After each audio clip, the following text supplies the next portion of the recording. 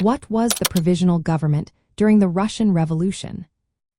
Have you ever wondered what happened right after the fall of the Russian monarchy?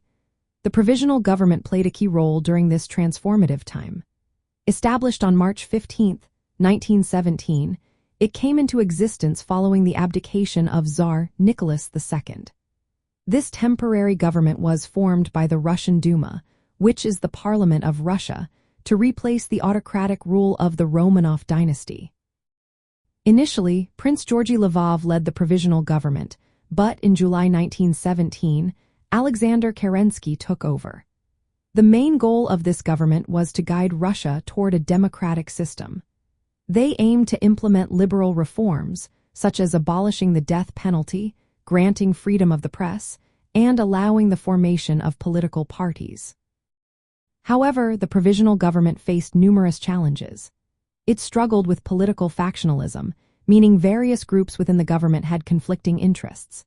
Additionally, it was caught in a power struggle with the Petrograd Soviet, a council representing workers and soldiers. This council controlled key institutions like the army, factories, and railways, which made it difficult for the Provisional Government to enforce its policies effectively.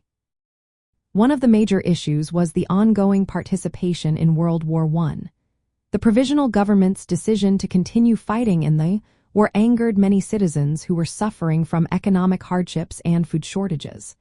They also failed to address land reforms, which were crucial for the peasantry. As a result, support for the Provisional Government began to dwindle. The government lasted for about 8 months, from March to November 1917. Its inability to stabilize the country amid war and social unrest ultimately led to its downfall. During the October Revolution, the Bolsheviks, led by Vladimir Lenin and Leon Trotsky, overthrew the Provisional Government and established Soviet rule. In the context of the Russian Revolution's key events, the Provisional Government signifies a turning point.